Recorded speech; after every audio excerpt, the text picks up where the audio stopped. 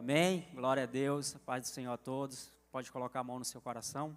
Senhor Jesus, muito obrigado, Pai, por essa oportunidade que nós temos de estar em Tua presença. Nós queremos dizer que o Senhor é o maior no nosso meio.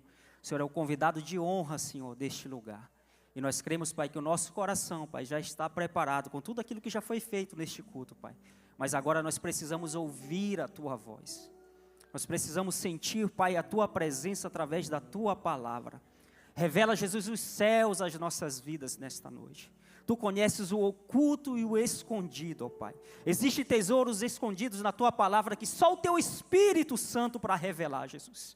Nós sabemos que nós não somos nada, nós somos falhos, mas nós sabemos e entendemos nesta noite que nós dependemos de Ti, Pai. E que o Senhor tem respostas para as nossas vidas. Respostas que o homem não pode dar. Respostas, Jesus, que eu não tenho nem para a minha vida, Pai. Mas nós cremos que através da Tua palavra o Senhor muda, o Senhor restaura, o Senhor transforma, o Senhor dá uma nova vida, um novo sentido para cada um de nós. Aqui está a Tua igreja, nós apresentamos, Jesus, cada coração. Que o Senhor se manifeste no nosso meio.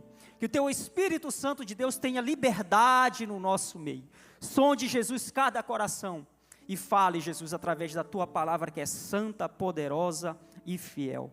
Muito obrigado, assim nós oramos e te agradecemos no nome poderoso de Jesus. E você diz, amém, amém e amém. Glória a Deus. Que noite especial, né? Como é bom estarmos na presença de Deus. Todas as vezes que nós assim fazemos, nós temos uma certeza. Deus nunca nos despede vazio. Nós servimos um Deus de surpresa, um Deus de honra, um Deus de glória, um Deus que conhece o nosso levantar, o nosso assentar, o Deus que sabe das nossas necessidades, um Deus que vai além daquilo que o homem pode ver, vai além daquilo que o homem pode fazer. Nós servimos um Deus que é fiel e justo, que nunca nos deixa só. Amém? Já temos o tema aí da mensagem? Eu não sou muito bom, viu, meus irmãos, de fazer tema. O pastor Ruiter falou hoje comigo de manhã. Oi, Márcio, manda o tema lá, que o pessoal da mídia tem que colocar lá. Falei, tá bom. Consultei minha esposa, né, que é expert, aí me deu uma ajuda. Nós estamos aqui para a glória de Deus, servindo ao Senhor. Amém? Quero contar para vocês e falar para vocês de volta à casa do Pai. Amém? Talvez no nosso meio, e é muito comum de verdade no nosso meio, a gente tem esse prazer, né? A gente pode conhecer o mundo todo, a gente pode viajar o mundo todo, e eu digo o mundo todo, pode ser a maior viagem que você pode imaginar na sua vida.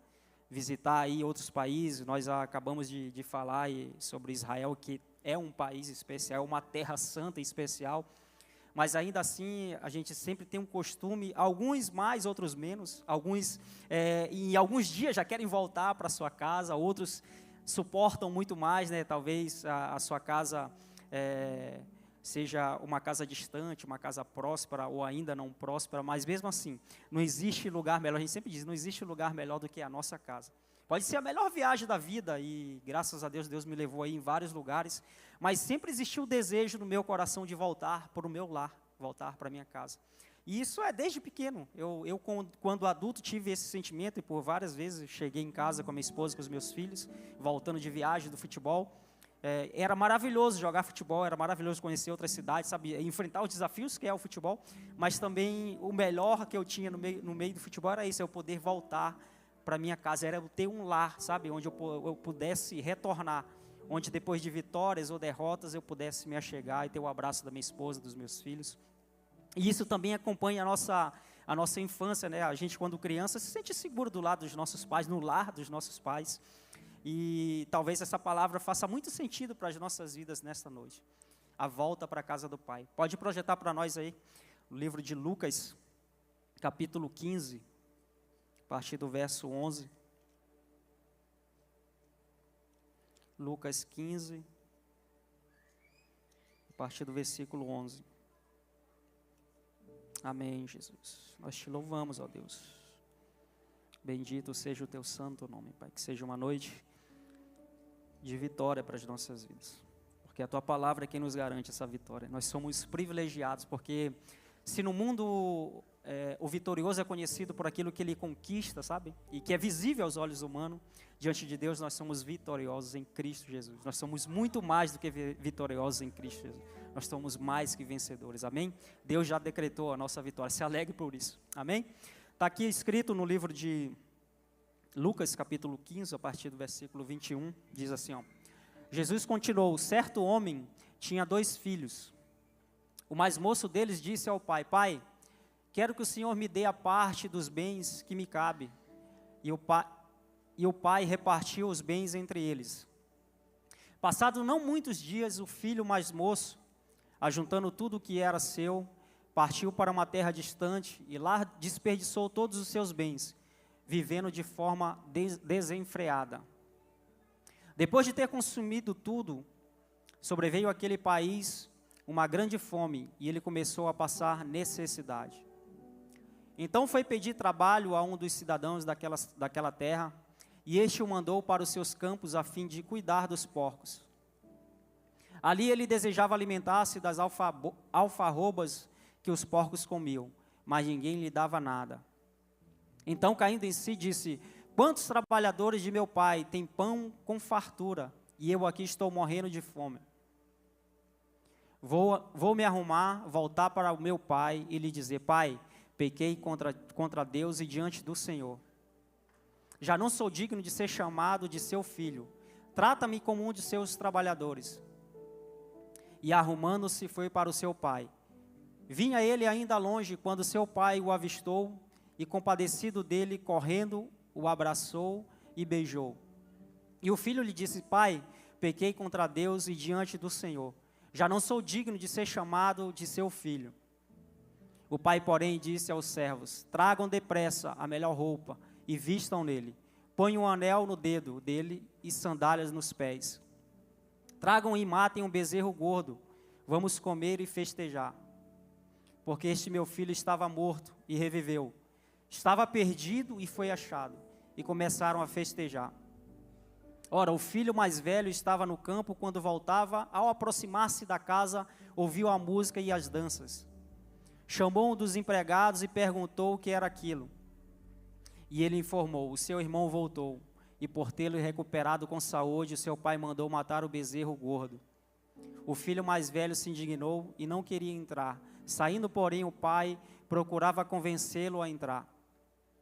Mas ele respondeu ao seu pai: faz tantos anos que sirvo o Senhor e nunca transgredi um mandamento seu, mas o Senhor nunca me deu um cabrito sequer para fazer uma festa com os meus amigos. Mas quando veio esse seu filho, que sumiu com os bens do Senhor, gastando tudo com prostitutas, o Senhor mandou matar o bezerro gordo para ele. Então o pai respondeu: meu filho, você está sempre comigo, tudo o que eu tenho é seu.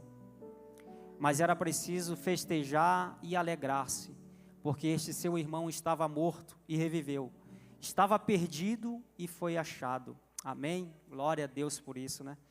Louvado seja o nome do Senhor. Deus fez, através dessa parábola, Ele conta mais 2 parábolas para dar ênfase àquilo que Ele queria passar para aquelas pessoas. Nesse mesmo capítulo, a partir do versículo 21, a Bíblia vai dizer que todos os publicanos e pecadores estavam se reunindo para ouvi-lo, mas os fariseus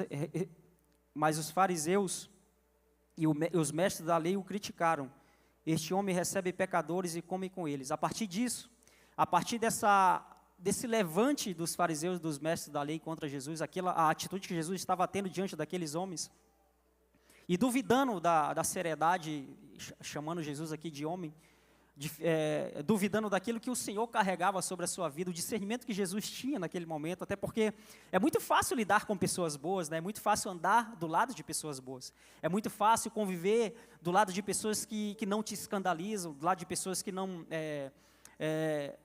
sujam o seu nome. Hoje pela manhã nós até ouvimos sobre isso, o pastor Lucas pregou sobre isso, de quando a gente anda com pessoas, dependendo da companhia que a gente está, de como o nosso caráter, sabe? O nosso dolo é colocado em xeque também. Mas nesse caso, quem estava do lado dessas pessoas era Jesus. E em todos os momentos que Jesus está presente, Ele não está ligando nada em nada para a reputação dele. Sabe, o maior prazer de Jesus é sondar os corações, é estar em reuniões como essa e mudar vidas. Porque o caráter dele nunca vai ser mudado, ele é o mesmo ontem, hoje e será eternamente. Ele é o Salvador, Ele é o Senhor, Ele é aquele que governa a minha e a tua vida, Ele é aquele que tem o controle de todas as coisas, e duvidando o homem ou não, Ele nunca vai mudar, Ele é o mesmo sempre. No Senhor não há sombra de variação, no nosso Deus não há dúvida, não há mentira, não há engano, não há nada, e Ele tem prazer em estar presente em reuniões, em que corações estão atribulados, em que pessoas estão duvidosas daquilo que elas carregam, e o Senhor vem revelar o seu mistério, a sua verdade às nossas vidas e mudar a nossa história. Mas aqueles fariseus e os homens da lei se achavam acima de tudo, e não achavam Jesus um homem digno de estar presente diante daquelas pessoas. Aí Jesus vai virar para eles e vai contar 3 parábolas. Nós lemos uma, a do filho perdido, mas antes, Jesus conta uma sobre a ovelha perdida. Ele falou, quem é um homem, quem é a pessoa que tem 99 ovelhas, e no campo perde uma, e ele não larga as 99 e vai atrás daquela perdida, e achando a ovelha perdida, coloca nos seus ombros e volta alegremente, por ter achado a ovelha que estava perdida. O que ele faz? Reúne os seus amigos, reúne os vizinhos, e dá uma festa porque ele achou a ovelha perdida. Aí Jesus vai continuar e vai contar mais uma parábola da dracma perdida. E vai dizer, é uma mulher, e a mulher que dentro de casa tem 10 dracmas, e perdendo uma, acende a candeia, varre a casa, e achando a dracma, reúne as suas amigas, reúne as suas vizinhas, e dá uma festa se alegrando, porque achou a dracma perdida. Aí o livro, os versículos que a gente leu, a partir do versículo 11, que vai dizer, e continuando Jesus, ou seja, Jesus contou da ovelha é posse, ovelha naquela época era muito precioso, eles viviam disso, viviam do gado, viviam da pesca, viviam, sabe, desses momentos. Quem tinha essas posses eram pessoas valorizadas, e Jesus vai contar essas 2 parábolas, conta da ovelha e conta também da dracma, que é poder, era dinheiro, era como se fosse uma diária de um trabalho braçal, como diz a Bíblia. Aí Jesus, para enfatizar aquilo que ele queria passar para aqueles homens que criticaram a sua ação, ele conta a parábola do filho pródigo, o filho que estava perdido, sabe? E ele conta de uma forma que acaba usando as 2 outras analogias que ele tinha feito da ovelha e da dracma, porque o filho pediu o quê? A sua herança. E herança era o quê? Era dinheiro, era poder. Era ele reunir a sua posse e dizer para o seu pai, pai, mesmo você estando em vida, porque herança geralmente o normal é você ganhar depois da morte dos seus pais, mas ele mesmo em vida, ele pediu a sua herança, e a Bíblia fala que ele saiu aí pelo mundo e gastou tudo. Eu não sei qual foi esse tempo, eu não sei qual foi a herança que ele recebeu. Para algumas pessoas, talvez a herança que a pessoa receba, talvez dure dias. Para outras, dure semanas, dure meses, dure anos, talvez nunca acabe. Mas no caso desse rapaz que a Bíblia nos revela, nesta parábola, o dinheiro dele acabou. Sabe, e acabando o recurso que ele tinha, que ele gastou de maneira indigna, porque todas as vezes que a gente carrega a presença de Deus, sabe? Porque é maravilhoso, como eu disse, não há lugar melhor do que o nosso lado, que é a nossa casa. A gente pode viajar o mundo inteiro, como eu disse, mas se a gente não tiver um lugar para retornar, um lugar de paz, um lugar que a gente sabe que existem pessoas que vão estar nos rodeando, que são pessoas que nos amam de verdade. Por isso que a Bíblia vai dizer, no que adianta o homem ganhar o mundo inteiro e perder a sua alma? E esse perder a sua alma é exatamente isso. O que adianta a gente ganhar todas as coisas e se a gente voltar para a nossa casa não tiver ninguém do nosso lado? A gente não tiver ninguém para compartilhar aquilo que Deus tem feito na nossa vida?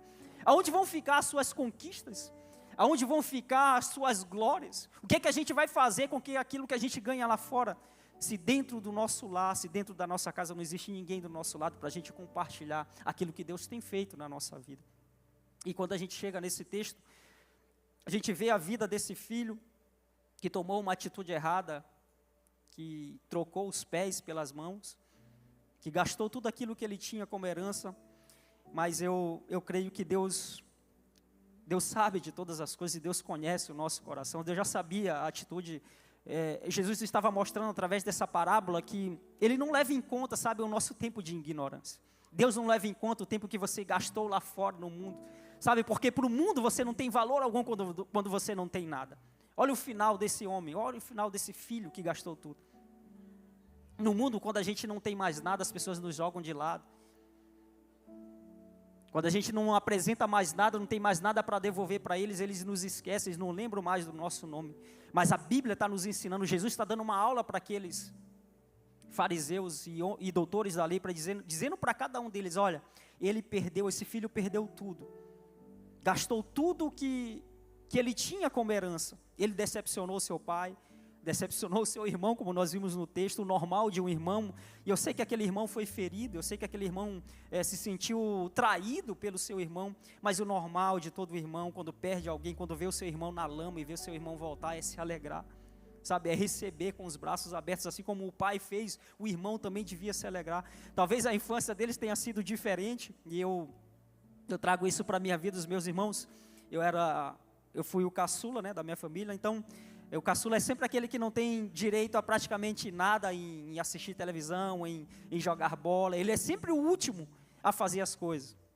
E talvez esse filho mais jovem tenha sofrido na sua infância com o seu irmão mais velho.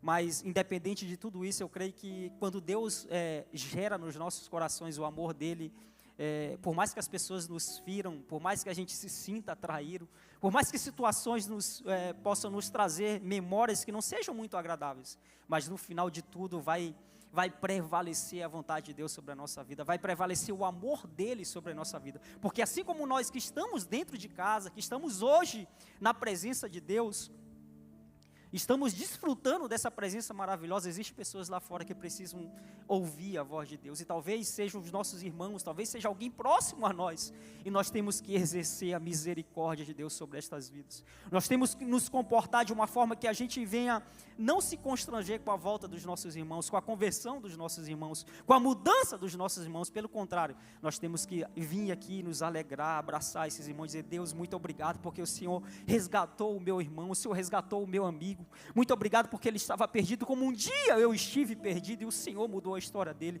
Eu quero, Senhor, me alegrar também com a vida do meu irmão. Mas o texto fala muito mais sobre Deus, muito mais sobre Jesus do que a vida dos dois irmãos. Foi uma vida que o mais velho gastou tudo, o mais novo gastou tudo, o mais velho ficou com ira dentro de casa, mas essa parte que fala quando ele voltou, no versículo 20 é muito especial porque é exatamente isso que a gente vive nos nossos dias, e a presença de Deus sendo revelada à nossa vida, é exatamente como Deus se mostra ao meu e ao teu respeito. No 20 diz assim, a seguir levantou-se e foi para o seu pai. É claro que existiu o arrependimento no coração daquele filho mais novo, e Deus tem prazer num coração contrito e quebrantado, ele não desprezará. Existe dentro das nossas vidas, dentro dos nossos corações, quando a palavra é revelada, quando a palavra é pregada, isso gera dentro de nós um arrependimento, porque é normal. A partir do momento que eu conheço a verdade, a partir do momento que a verdade é revelada a minha e a sua vida, nós nunca mais seremos os mesmos. As nossas atitudes nunca mais serão as mesmas. E não somos nós pastores, não são as pessoas que aqui tomam a oportunidade de pregar a palavra que tem esse poder, é a palavra. É quando a palavra é gerada nos nossos corações, e a fé vem pelo ouvir, e ouvir a palavra de Deus. E não importa o quão distante você esteja, não importa o quão longe você foi, porque a Bíblia fala que ele se distanciou da presença da casa do pai dele, e gastou tudo, mas mesmo assim, a Bíblia fala que quando ele voltou, olha a atitude do pai, quando ele se arrependeu, quando ele viu a situação que ele se encontrava, e lembrou da casa do pai, porque essa é a nossa vida diante de Deus.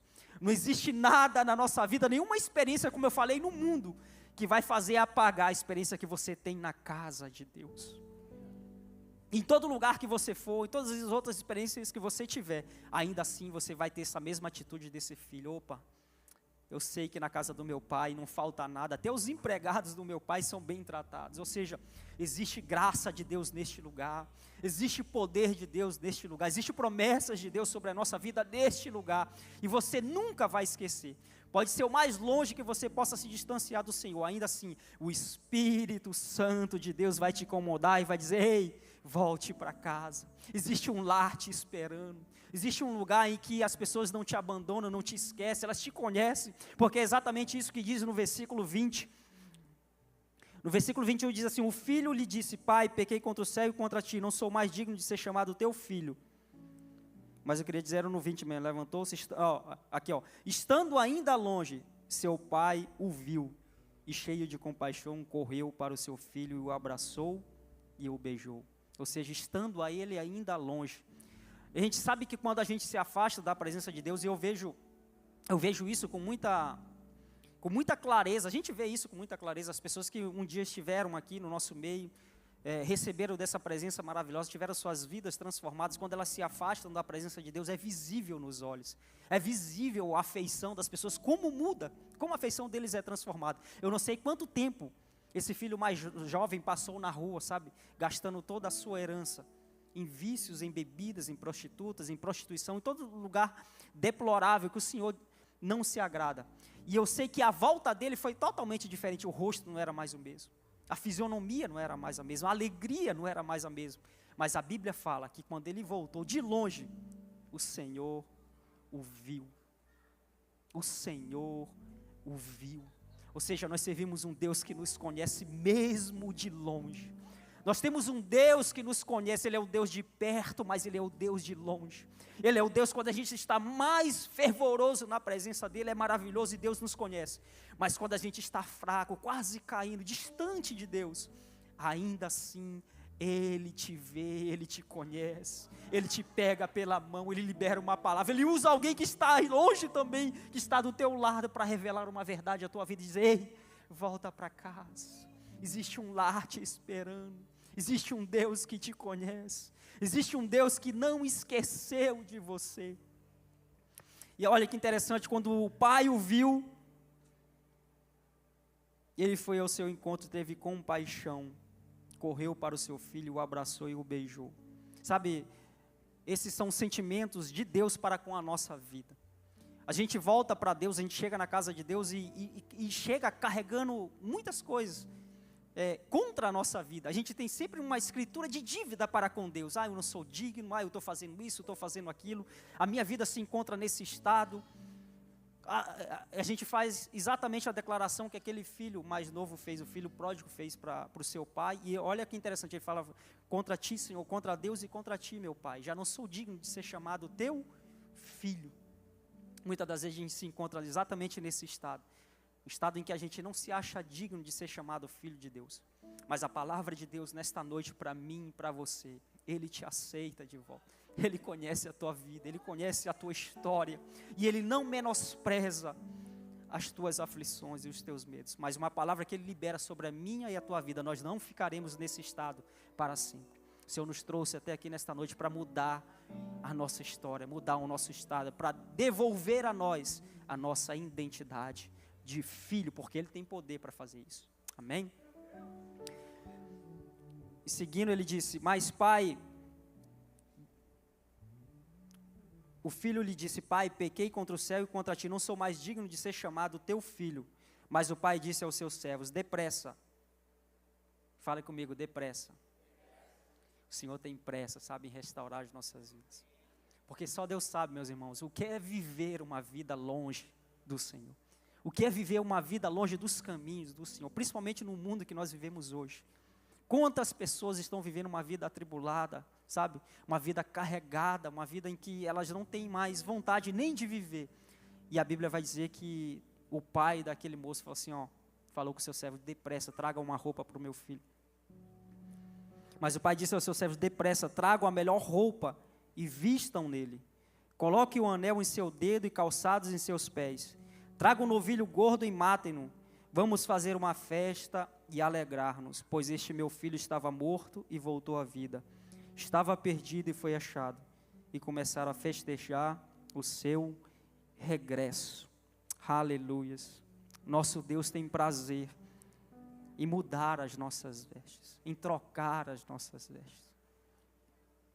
Sabe, as vestes que a gente volta para a casa de Deus com vestes rasgadas, vestes sujas, o Senhor tem prazer em mudar essas vestes. Quais são essas vestes? São essas físicas, essas que a gente vê aqui? Não. São as vestes que estão dentro de nós, o nosso coração que Ele sonda. Ele sabe aquilo que precisa ser mudado. Ele sabe aquilo que precisa ser transformado. Ele sabe aquilo que precisa ser restaurado. Quais são os sentimentos que nós carregamos dentro do nosso coração e da nossa mente? O que tem governado as nossas vidas nesses últimos dias? E a palavra de Deus para a nossa vida nessa noite é que Ele vai restaurar as nossas vestes. É que Ele tem vestes de louvor, vestes de alegria para a nossa vida. Amém? Você recebe isso para a sua vida. Você pode aplaudir ao Senhor por isso?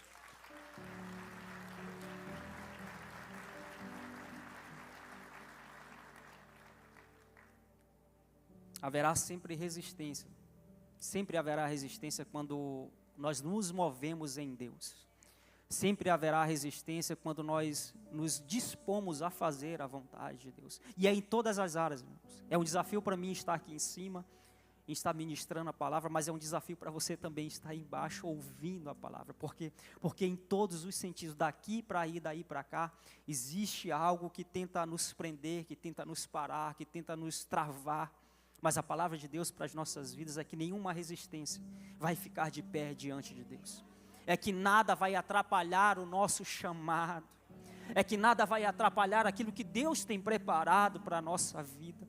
É que nós não viveremos nesse mundo como filhos pródigos. Nós não viveremos nesse mundo uma vida distante e afastadas do Senhor. Jamais. O Senhor vai nos prover, o Senhor vai nos chamar para a sua casa, o Senhor vai nos chamar para perto. Nós viveremos todas as promessas de Deus para as nossas vidas, porque nós servimos um Deus que nos conhece. Mesmo quando nós estamos longe, o Senhor é conosco. Mesmo quando nós nos distanciamos da sua presença, o Senhor é conosco. E Ele tem prazer em nos trazer de volta e fazer a sua obra maravilhosa na nossa vida. Por isso não desista, não pare, não ouça a voz daqueles que acusam, não ouça a voz daqueles que duvidam, não ouça a voz daqueles que não caminham com você, que não querem ver o seu crescimento, não ouça a voz daqueles que não querem estar na presença de Deus, ouça a voz daqueles que têm caminhado com Deus, daqueles que têm buscado a sua presença, daqueles que têm orado e intercedido pela tua vida, porque você também vai se colocar neste lugar, e neste lugar você viverá grandes coisas, porque quando a gente volta, meus irmãos, o nosso Pai não está com pedra nas mãos para nos matar, não está com palavras na boca de maldição contra a nossa vida. Não existe um cinto na mão dos nossos pais, do nosso Pai para nos castigar, pelo contrário.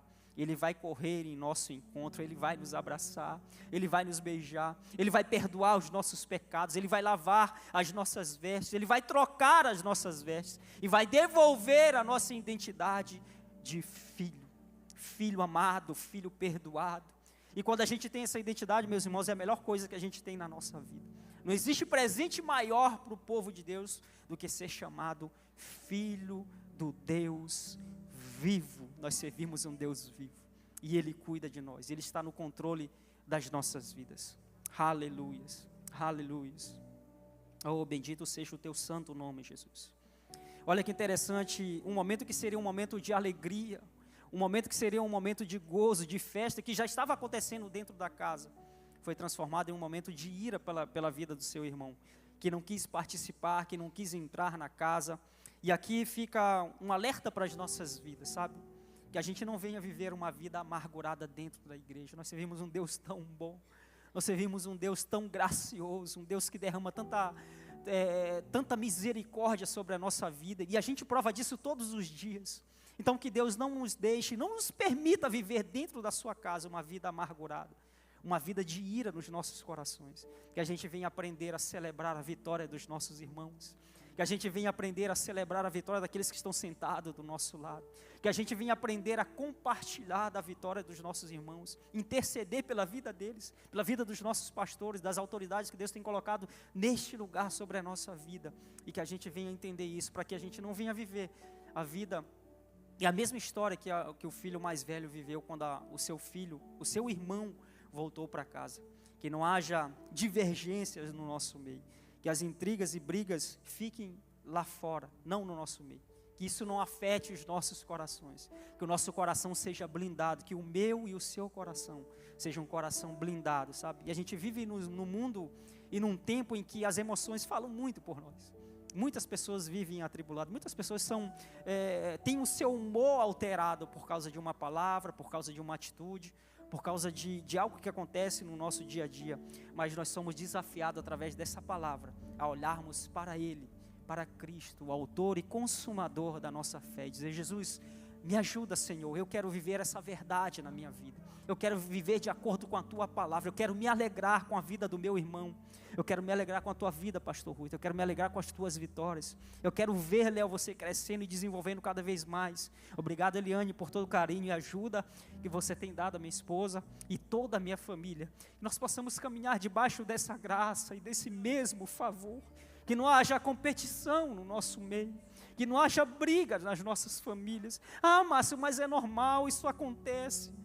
Mas que elas não permaneçam no nosso meio. Que haja perdão nos nosso meio, que haja perdão, sabe, que a gente tenha facilidade para perdoar a vida das pessoas e seguir em frente, e não deixar isso nos parar, e não deixar isso nos dominar, e não fazer isso uma morada eterna para as nossas vidas, que o nosso lar seja um lar saudável, sabe, que as nossas casas sejam casas saudáveis, que o nosso lar seja um farol em que as pessoas possam olhar e dizer, poxa, eu quero ter a mesma vida que esse rapaz, eu quero ter, sabe, a mesma paz que ele carrega, eu quero ter as mesmas experiências que ele tem tido, eu quero ver os meus filhos crescendo, assim como o filho dele tem crescido, assim como a filha dele tem crescido, que a nossa vida seja um espelho, que nós sejamos esse novo irmão, essa nova irmã, essa nova criatura em Cristo Jesus, amém? Você pode ficar de pé, eu queria fazer uma oração, em nome de Jesus. Oh, em nome de Jesus. Essas 3 parábolas falam de perda.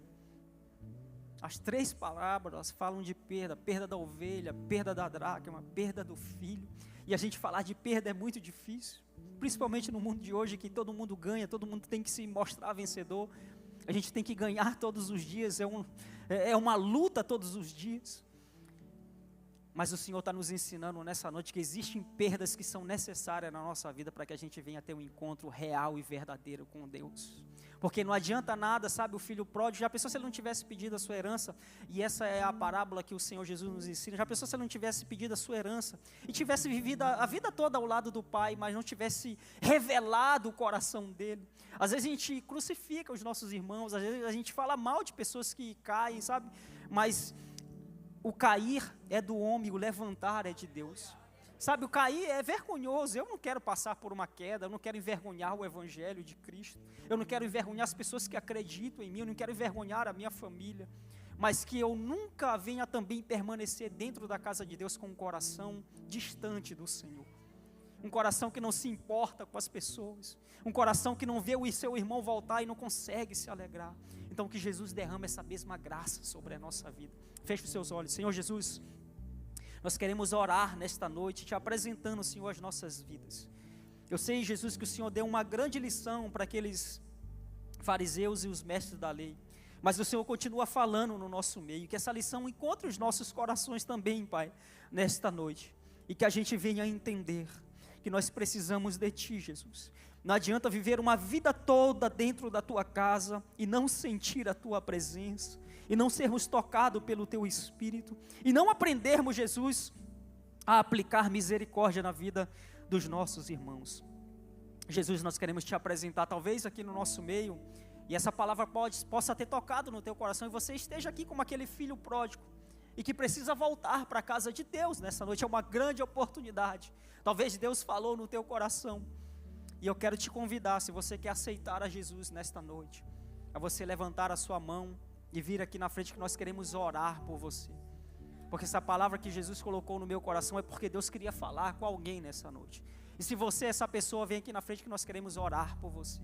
Nós queremos interceder pela tua vida e se alegrar contigo, porque você está voltando para a casa do Senhor. Amém? Tem alguém aqui no nosso meio nessa noite que quer voltar para os caminhos do Senhor? Amém? Pai, estou aqui.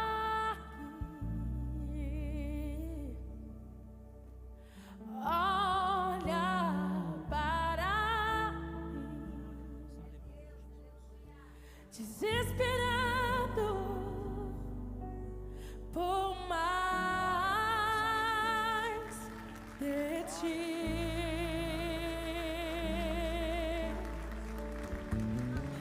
A Tua presença é o meu sustento e a